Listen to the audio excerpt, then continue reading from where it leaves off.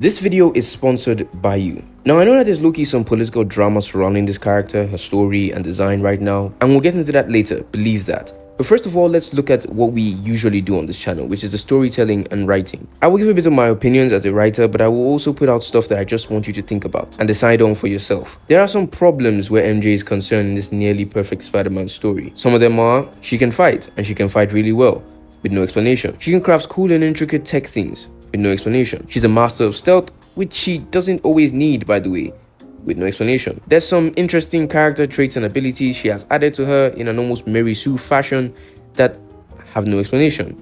And really, this isn't just about MJ. I'd be saying this about any of these characters. And before anyone hits me with the misogynist tag, please know I've made a video praising well-meaning women and even LGBT characters on this same channel. Mary Jane in this story has some serious storytelling flaws. It's not that I don't want her to do these things, but I just want an explanation. This game has a lot of cutscenes that act as flashbacks, so why not just a few of these to make things make some more sense? She is clearly the heart of the story. She's an actually amazing character for the most part. When she isn't, well, I'm in complete control! well, we'll get into that later. And she's one of the best Spider-Man girlfriends put to screen so far, right beside Emma Stone's Gwen Stacy, and might actually be the best version of MJ put to screen on a character and personality level. She also has by far the coolest moment in the game. It's basically a trailer money shot, and oh, look at that, it's totally earned, because we know that she's practicing her bike skills. She wanted a bike. She was a noob at first, she's not anymore. Bam, Akira moment with the bike. And that's just to show that you can justify almost any massive improvement or skill upgrade using the hero's journey. Literally, we have movies where the character goes from novice to beating all the bad guys in a montage, but you have to show us the journey, because truthfully, even this is unacceptable. She should have crashed and broken a leg like any other normal person that hasn't ridden a bike for very long, but because they show us the journey, we are willing to accept it. This goes for a lot of male characters as well. You see a character do the thing everyone said very few people could do, even with years of training, but we'll buy it every single time because we see the journey, and that's all they needed to do, show us the journey. Ironically, this means that I'm not asking for less MJ, none of that whole shtick of we don't want her to have her own stealth missions. No, I'm asking for more. Why? Because Mary Jane and Spider-Man is an iconic love story, and the most annoying thing about that love story is that we basically only ever get one side of the story, in any real way anyway, especially in the adaptations. It always makes MJ's character weaker. It's a similar thing with Superman and Lois Lane, except the writers of that IP learned a long time ago how to integrate Lois into this story and give her the right amount of weight she should have. And so now we've gotten Lois and Superman, Lois and Clark, and My Adventures with Superman clearly being told from the perspective of Lois Lane.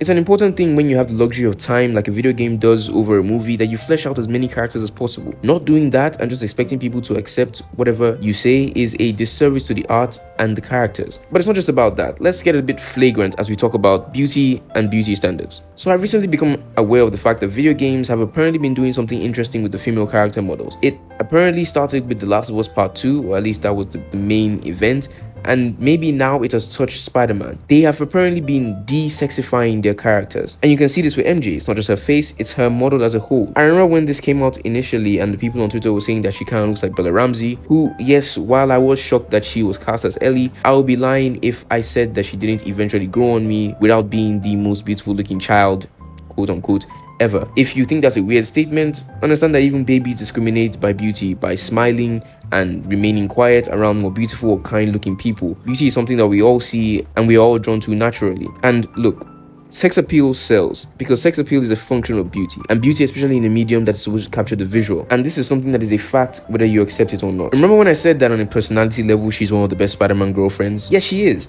but most people, male and female, would choose Emma Stone's Gwen Stacy over her because she wins on sex appeal. And it's not because everyone is innately a pervert, even though David Fincher disagrees with me.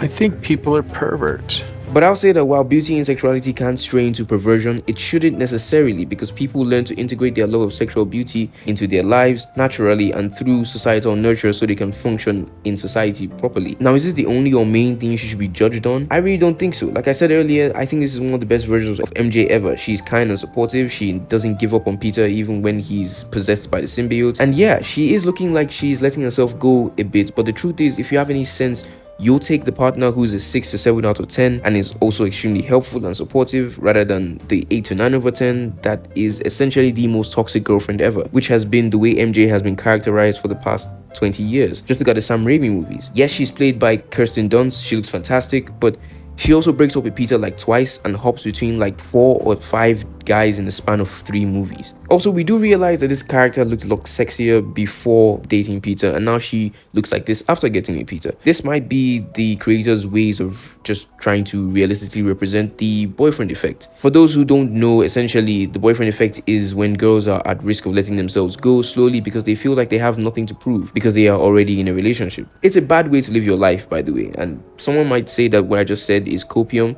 and maybe it is, but if we're going to analyze something, let's not just throw out certain types of analysis. Like I said, I think it's a bad way to live your life. I think you should always strive to be better than the person you were when you started a relationship with someone, whether it's a friendship or a romantic relationship, or at least you should be as good as you were, and definitely not worse. Otherwise, it looks like you're taking them and the relationship for granted. It's the same way I don't think that men should get married and then forget about going to the gym and trying to increase their income level and trying to live fulfilling lives, etc. In fact, I think purposeful regression is actually a bit of insanity. Anyway, there's the accusation of go woke, go broke being thrown at Insomniac, the gaming company that makes Spider-Man. There's the conversation around how all these companies are going woke because they're majority earned by BlackRock, and BlackRock has these ESG things that, you know, companies have to do and makes them kind of woke. And the truth is, they might not make as much money on Spider-Man PS5 because of this, but that doesn't mean that this is not good art or that the ideas were inherently bad. Like I said, there is an actual representation case to be made for MJ as a character, one that isn't that crazy. But the truth is, if their mostly male audience wants to play a game with the most beautiful people, this is not that game, and they'll probably just end up replaying Arkham Knight. And cherry on the cake is nostalgia and getting the IP right. People don't want their nostalgia changed or challenged. That's why they end up attacking the franchise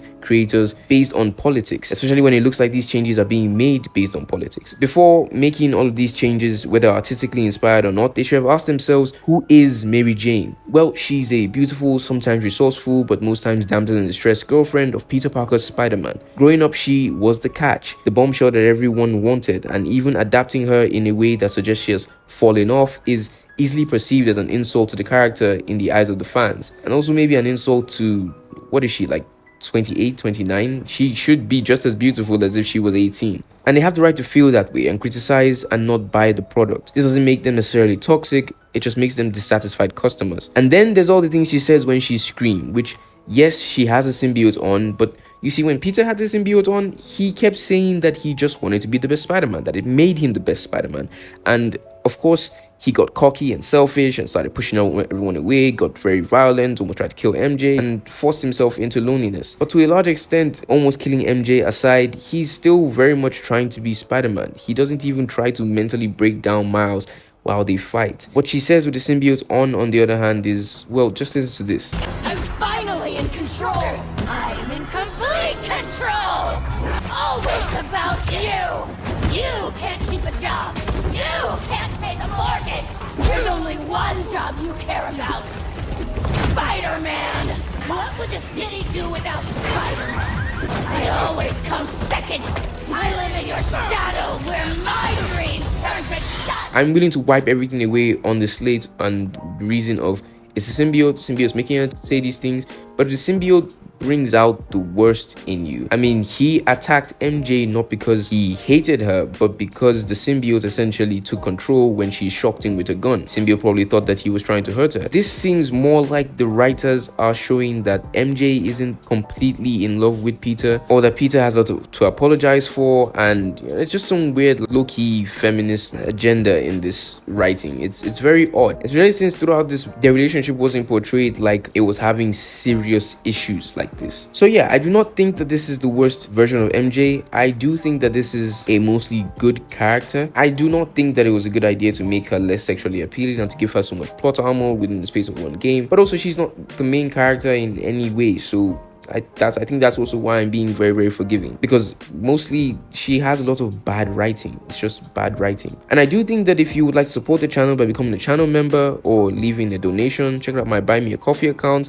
linked in the description. Like I said, this video is sponsored by you, and you enable me to keep making these videos. So thank you, and I'll see you later.